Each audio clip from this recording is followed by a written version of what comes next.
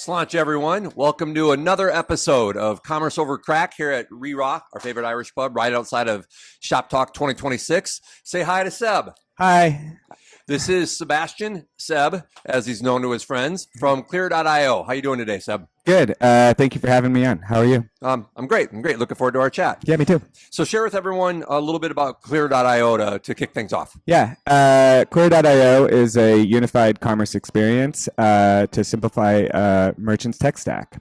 So we have four core products. We have a search and discovery tool, AI personalization, reviews, loyalty, and gamification and sweepstakes. All of those together have an integration with Klaviyo, and so we can bring all of that data into a marketing platform for smarter marketing and allowing for agencies such as yourselves to do consulting and strategy to grow a merchant's business. Great. Thank you for that rundown. Yeah. So share with everybody some of the common themes, or maybe one of the common themes that you're hearing discussed most frequently here at Shop Talk so far this year. AI. Yep, that was going to be my guess. Yeah. What about you? Similar. I think that AI has been the answer that literally everyone's given so far on these Commerce Over Craic episodes this year. I think that's a common theme over the last few years. Mm-hmm. What's been sort of interesting over the last few years is how that's evolved or advanced or matured. You know, I think that we'll say 3 years ago, AI as a topic was mostly fear and confusion. Then it started to take on a little more structure around data and structured data, if you will. Now we're talking a lot about agentic commerce, but there's still a lot of discussion around AI in general. Yeah. Yeah. Totally agree. For us, AI is built into all of our products now.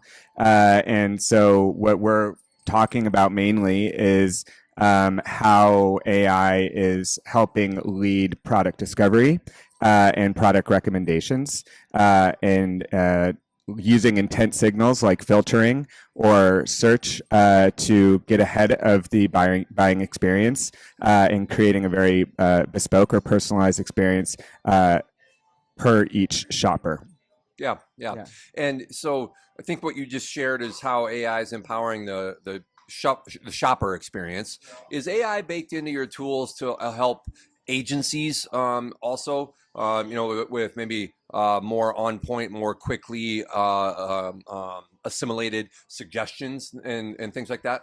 Yes, definitely, especially Boost, but leveraging personalization and merchandising in the back end. That's where we're headed. Those are some of the core features of the Clear.io product. But Boost is leveraging the AI tool set for merchandising, allowing for agencies to help with heavy SKU counts or setting up filters and everything like that. Yeah, so it's removing some of the grunt work and letting agencies do more quickly at a higher level. Yeah, basically. That's great. Yeah, that's great. So if we speak of the ecosystem collectively, SIs, tech partners, platforms, everyone on the ecosystem side of the table, what do you think we can do to help merchants win, to help merchants acquire, convert, and retain customers? Total cost of ownership. Okay.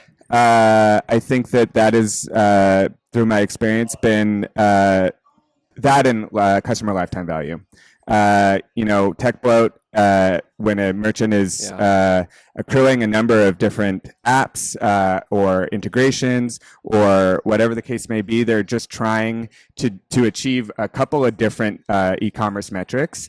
And over time, those end up sagging your site. Page load times go way up. You uninstall something and something else breaks.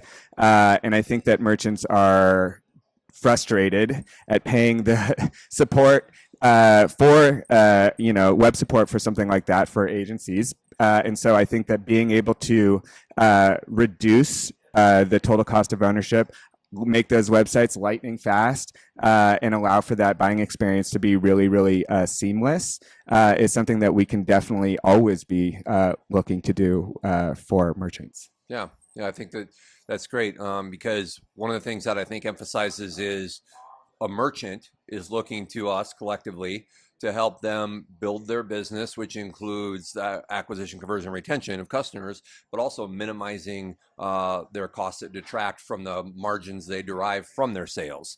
And I think what you just talked about is one of the interesting concepts that comes and goes in waves. Because having started Irish Titan 21 years ago now, I've seen a lot of waves come and go. I used to say I was a dinosaur by e-commerce standards, and I realized they went extinct. So I changed my analogy to grizzled veteran. I think that there's an argument for best of breed, and there's an argument for best of suite. Right. And best of breed is when you might have a series of apps, each covering a real specific niche. Their argument would be that they're the best at that specific niche. Best of suite is when you have an app that covers more ground. And I think that you just talked about one of the reasons that best of suite is a position that can be advocated for.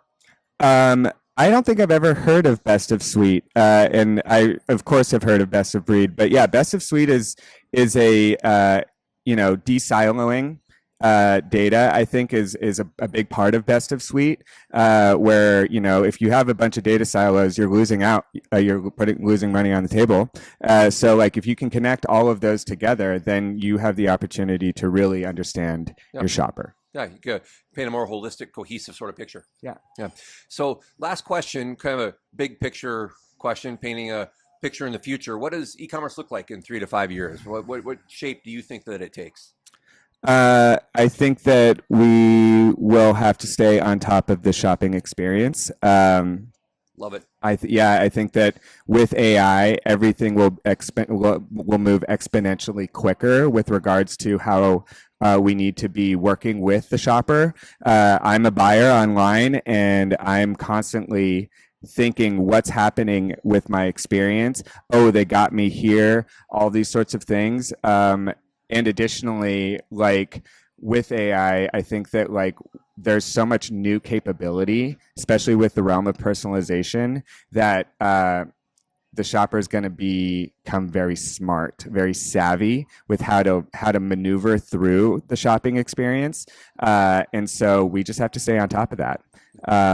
Additionally, I do think that with scrolling and mobile commerce forever, the actual shopping on a mobile experience will change. I think that the PDP or the PLP, which you have to like really zoom in to see what those products are. I think it'll become more like a TikTok experience or an Instagram experience where everything is just kind of coming at you in this very real way. Maybe some videos, maybe some products, and I think that like we'll probably see a lot more of that going on. I think that's a good prediction, and I think you surfaced something that hasn't been mentioned yet, like TikTok's influence on what the future shopping experience might look like on branded sites and in commerce in general, not just on TikTok. Yeah, and I think that like they're creating the new environment, and I think that like TikTok Shop is its own commerce ecosystem, but there's so many folks who are used to that kind of experience now on mobile that like if we're not doing that, then we've already lost. Yeah. That's great. Yeah. And we can end on that. That's a great point, Sub. Yeah. Well done. So thank you for being here. Thank you. Appreciate it. From Clear.io. Thank you. Thank you, everybody, for tuning into a Commerce Over Crack. There will be more to come. Of course, Sláinte.